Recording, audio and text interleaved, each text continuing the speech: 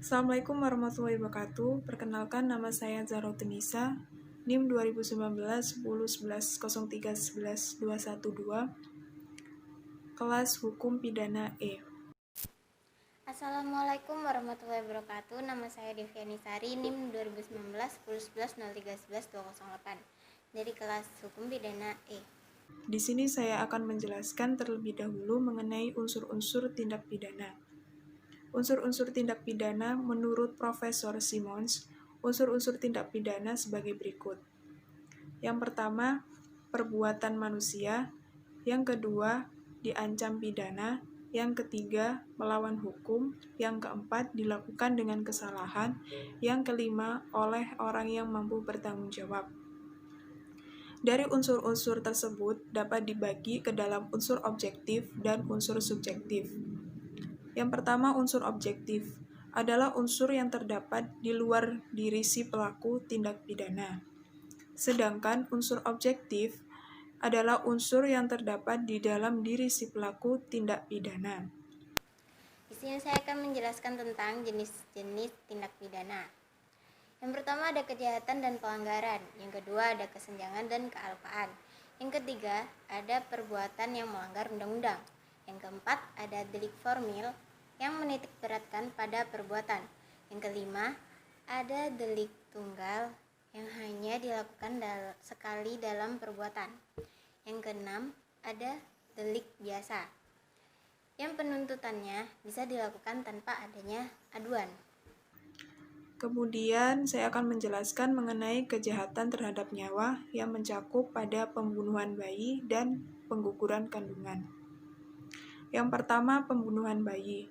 Bentuk pembunuhan bayi yang dilakukan oleh ibu terhadap bayinya pada saat dan tidak lama setelah dilahirkan, yang dalam praktek hukum sering disebut dengan pembunuhan bayi, ada dua macam, yaitu yang pertama, pembunuhan bayi yang dilakukan tidak dengan berencana.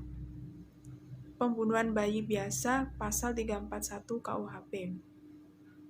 Pembunuhan biasa oleh ibu terhadap bayinya sebagaimana yang dimuat dalam pasal 341 KUHP dirumuskan sebagai berikut. Seorang ibu yang karena takut akan ketahuan melahirkan bayi pada saat bayi dilahirkan atau tidak lama kemudian dengan sengaja menghilangkan nyawa anaknya dipidana karena membunuh bayinya sendiri dengan pidana penjara paling lama 7 tahun. Mengenai waktu yang menjadi tolak ukur dari kalimat pada saat anak dilahirkan atau tidak lama kemudian, dalam pasal 341 tidak ada penjelasan khusus mengenai hal ini.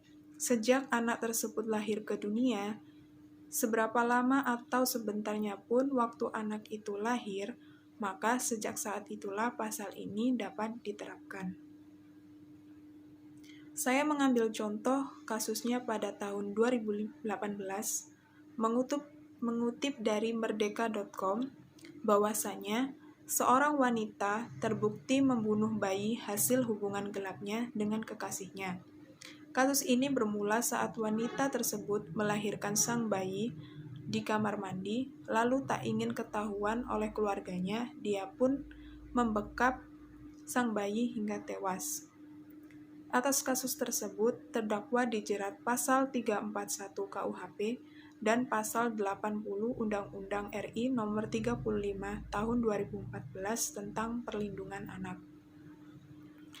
Kemudian yang kedua, pembunuhan bayi dilakukan dengan rencana lebih dahulu, berdasarkan pasal 342 KUHP. Pembunuhan seorang ibu terhadap bayinya pada saat atau tidak lama setelah dilahirkan dengan direncanakan lebih dahulu diatur dalam pasal 342 KUHP, yang dirumusannya adalah seorang ibu yang untuk melaksanakan keputusan kehendak yang telah diambilnya karena takut akan ketahuan bahwa ia akan melahirkan bayi, pada saat bayi dilahirkan atau tidak lama kemudian dengan sengaja menghilangkan nyawa bayinya itu dipidana karena pembunuhan bayinya sendiri dengan rencana diancam dengan pidana penjara paling lama 9 tahun. Syarat terpenting dari pembunuhan tersebut adalah pembunuhan anak itu dilakukan oleh ibunya dan terencana, serta harus terdorong oleh rasa ketakutan akan diketahui kelahiran anak itu. Biasanya, anak yang didapat karena berzina atau hubungan kelamin yang tidak sah. Apabila syarat itu tidak ada, maka perbuatan ini dikenakan sebagai pembunuhan biasa pada pasal 338 atau pasal 340 KUHP. Yang ketiga yaitu pasal 343 yang berbunyi kejahatan yang diterangkan dalam pasal 341 dan 342 dipandang bagi orang lain yang turut serta melakukan sebagai pembunuhan atau pembunuhan anak dengan rencana.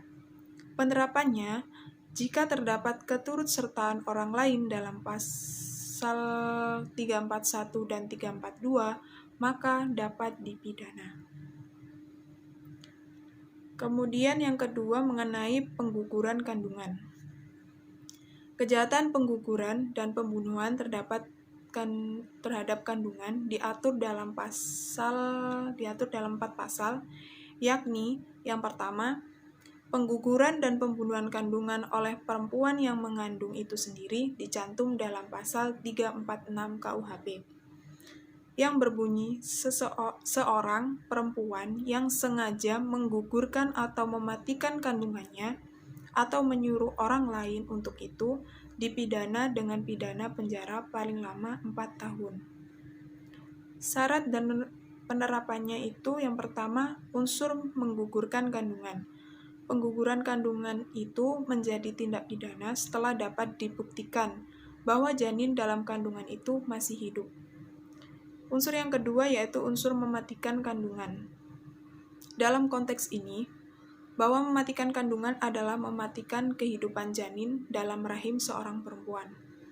Maka untuk itu, adanya perbuatan mematikan kandungan yang bersifat kriminal juga harus dibuktikan bahwa janin dalam kandungan perempuan itu harus hidup. Pembuktian ini sudah tentu harus dilakukan oleh yang berkompeten seperti dokter. Unsur yang ketiga yaitu unsur menyuruh orang lain untuk menggugurkan atau mematikan kandungan. Istilah menyuruh dalam konteks pasal 346 KUHP mempunyai makna yang berbeda dengan menyuruh lakukan dalam konteks pasal 55 KUHP. Dalam konteks pasal 55 KUHP, orang yang disuruh melakukan itu tidak dapat dipidana. Sementara dalam konteks pasal 346 KUHP, orang yang disuruh menggugurkan atau mematikan kandungan tetap dipidana. Dalam konteks pasal 346 KUHP, baik orang yang menyuruh maupun yang disuruh menggugurkan atau mematikan kandungan seorang perempuan sama-sama dapat dipidana. Kemudian mengenai unsur dengan sengaja. Berkaitan dengan unsur dengan sengaja, dalam rumusan pasal 346 KUHP, perlu diketahui bahwa terdapat 4 macam perbuatan yaitu menggugurkan, mematikan, menyuruh menggugurkan, dan menyuruh mematikan suatu kandungan. Maka, unsur dengan sengaja tersebut haruslah ditujukan terhadap keempat perbuatan itu. Saya mengambil contoh kasusnya pada tahun 2010, mengutip dari Detik News, bahwasanya 2 orang diduga melakukan aborsi. 2 orang ini yakni seorang perempuan muda dan seorang mantan bidan. Saat dilakukan interogasi, perempuan muda mengaku melakukan aborsi karena pacarnya tidak bertanggung jawab. Dan mantan bidan tersebut membantu dalam praktek aborsi tersebut. Dalam kasus tersebut, perempuan muda dijerat pasal 346 KUHP, sedangkan mantan bidan dijerat pasal 368 KUHP. Kemudian yang kedua, pengguguran dan pembunuhan kandungan tanpa persetujuan perempuan yang mengandung dicantumkan dalam pasal 347 KUHP yang berbunyi, barang siapa dengan sengaja menggugurkan atau mematikan kandungan seorang perempuan tanpa persetujuan dipidana dengan pidana penjara paling lama 12 tahun. Berdasarkan pasal 347 KUHP, penerapannya bahwa perbuatan menggugurkan atau mematikan kandungan tersebut dilakukan oleh orang lain, bukan oleh wanita yang mengandung sendiri. Perempuan yang mengandung itu justru tidak dapat dipidana dikarenakan perempuan yang sedang mengandung itu tidak dapat berperan sebagai pelaku.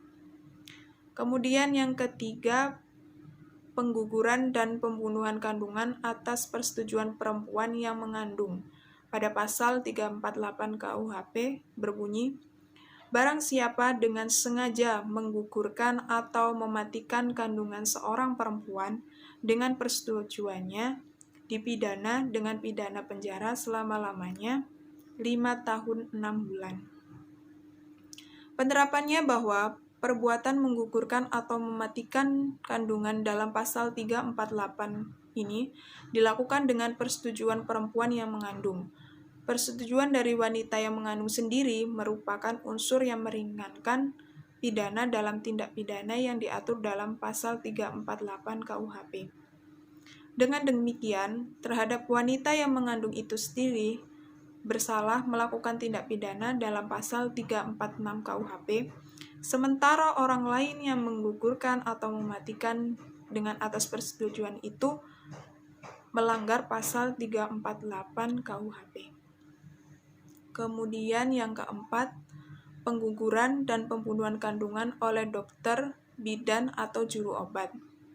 Dokter, bidan, atau juru obat adalah kualitas pribadi yang melekat pada subjek hukum. Dari kejahatan sebagaimana yang tercantum pada pasal 349 KUHP, yang rumusannya sebagai berikut. Jika seorang dokter, bidan, atau juru obat membantu melakukan kejahatan berdasarkan pasal 346 ataupun melakukan atau membantu melakukan salah satu kejahatan yang diterangkan dalam pasal 347 dan 348, maka pidana yang ditentukan dalam pasal itu dapat ditambah sepertiga dan dapat dicabut hak untuk menjalankan pencarian dalam mana kejahatan itu dilakukan. Penerapannya bahwa dalam hal tindak pidana pasal 349 KUHP, dokter, bidan, atau juru obat tersebut berperan sebagai pelaku atau yang melakukan dan dapat berperan sebagai pembantu. Pengertian membantu melakukan dalam konteks pasal 349 KUHP mempunyai makna sebagai perbuatan yang mempermudah atau melancarkan pelaksanaan kejahatan yang bersangkutan. Sekian penjelasan saya mengenai kejahatan terhadap nyawa yang mengacu pada pembunuhan bayi dan pengguguran kandungan. Selanjutnya, saya akan menjelaskan tentang kejahatan terhadap tubuh.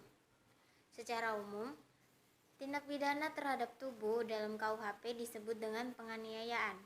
Dari segi tata bahasa, penganiayaan adalah suatu kata jadian atau kata sifat yang berasal dari kata dasar aniaya, yang menunjukkan subjek atau pelaku penganiayaan itu. Dalam Kamus Besar Bahasa Indonesia, penganiayaan adalah perilaku yang sewenang-wenang, seperti penyiksaan, penindasan, dan sebagainya. Dengan kata lain, seseorang harus memiliki kesengajaan dalam melakukan suatu perbuatan untuk membuat rasa sakit pada orang lain atau luka pada orang lain, dan bisa juga merugikan kesehatan orang lain. Menurut doktrin atau ilmu pengetahuan hukum pidana, penganiayaan mempunyai unsur, yaitu adanya kesengajaan, adanya perbuatan, dan adanya akibat dari perbuatan, seperti rasa sakit pada tubuh dan luka pada tubuh.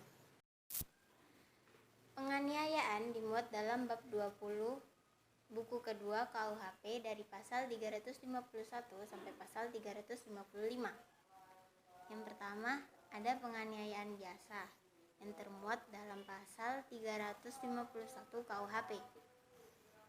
Penganiayaan biasa merupakan suatu tindakan hukum yang bersumber dari sebuah kesengajaan.